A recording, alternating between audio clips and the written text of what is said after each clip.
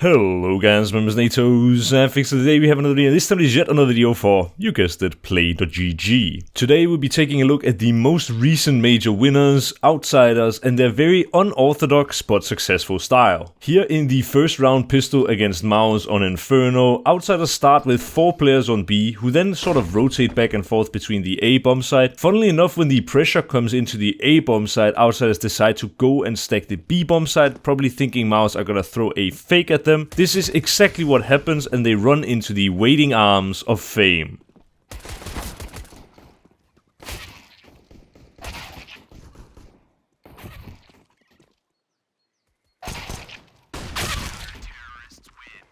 Traditionally, on Inferno you play with 3 guys A and 2 guys on B. But the outsiders are everything but traditional. They don't mind taking risks, like we see it in this round where Jame gets contact on long and leaves his pit player to play the A bomb site all by himself. In the event that a small pit smoke comes in from the T's, Jame is out of the action.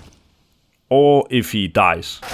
This leaves Norbert as the solo A defender, and when the hit comes in from Mouse, he can only manage 1. Mouse go on to win this round. With the constant gamble stacking from outsiders, it's very difficult for Mouse to play out these rounds quickly, as they need to use the utility to kind of scout out where the stack may be. This super passive playstyle from outsiders makes it extremely hard for Mouse to get any sort of entries. With the constant gamble stacking from outsiders, Mouse are forced to play a slow style of Counter-Strike, and outsiders know this, so they drop a smoke at 30 seconds and then follow it up with a Molotov. That buys enough time for Dexter's flank to be largely ineffective as he gets taken down by Flit. When Kickert goes down, there's only 10 seconds left, and Fame does exactly enough for his team to pick up this round.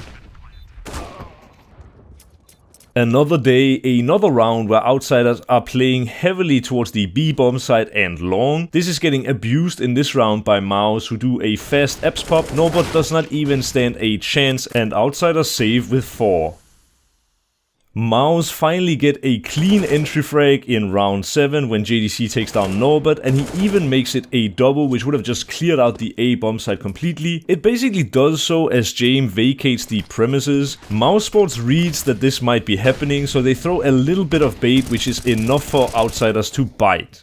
Yet again, outsiders save with 4 players alive. This is no fluke, this is by design. Outsiders are playing full risk on their CT sides, often gamble stacking, and if the gamble stacks don't go their way, they are not afraid to save. This means that they basically never have to eco, and if they lose many rounds in a row, while they are saving, they are building up losing bonus, which makes it even harder for their opposing sides.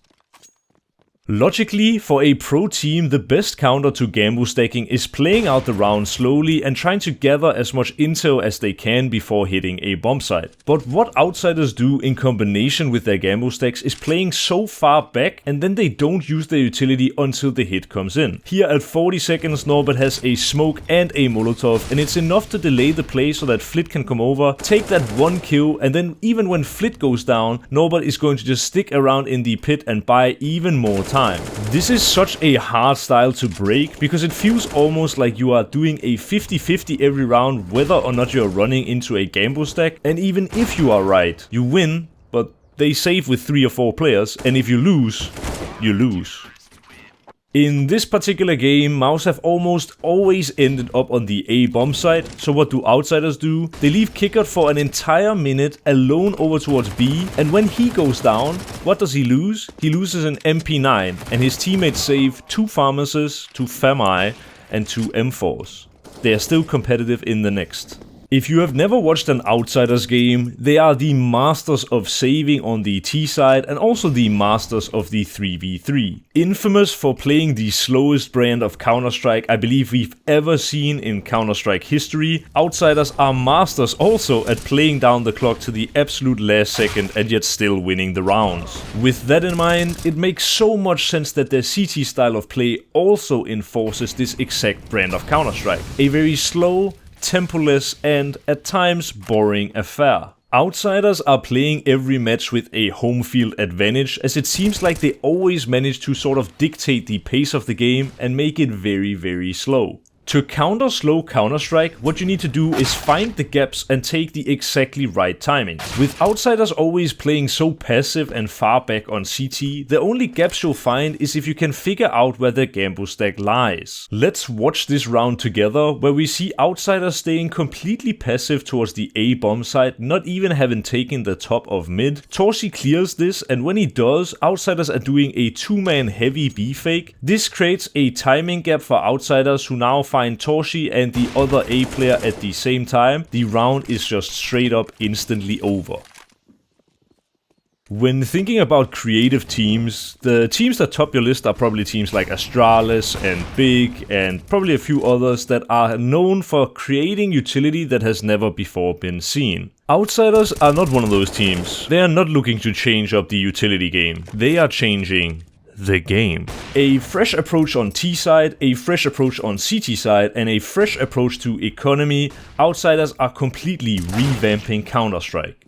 After this major championship victory, we will see changes to the approach of every single other team. If you are still watching, be happy that you did.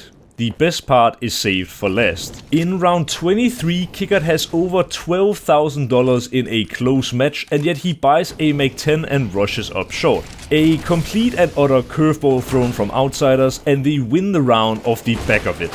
Watch the trading coming in even in a hectic situation. It's just beautiful.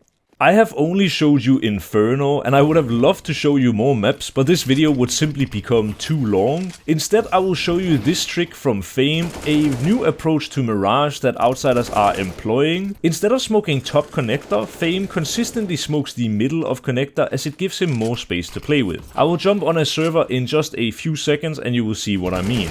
Notice how this smoke gives the same cover from short despite not being at the top of connector. If you watch the major grand final, I'm sure you've seen this 2K, and notice how Fame, at any chance he gets, throws this connector smoke.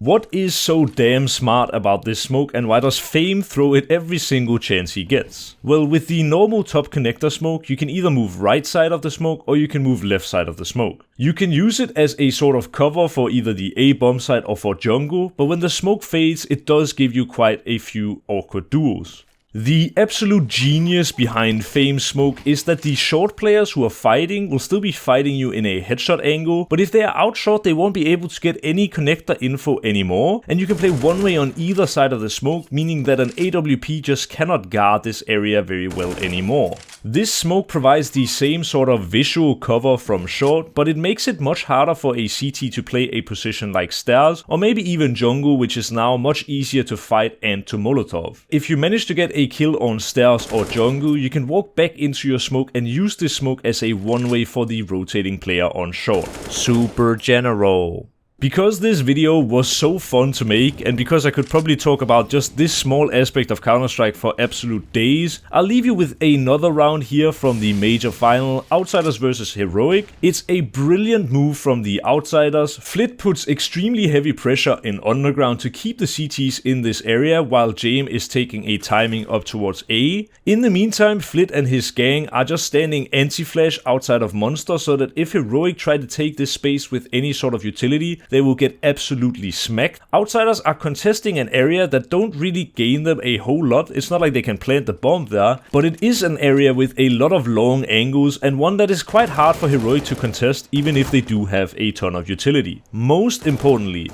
it is the last thing that Heroic will ever expect. This is by far the safest anti-eco I have ever seen played on Overpass in the history of CSGO, and even when Stavn hits two blinding deagle headshots, everyone on the Outsiders team and everyone watching this match knew the round and effectively the final that ended in the following was completely over, as even if Stavn gets two more kills, they will never ever expect the Jame flank.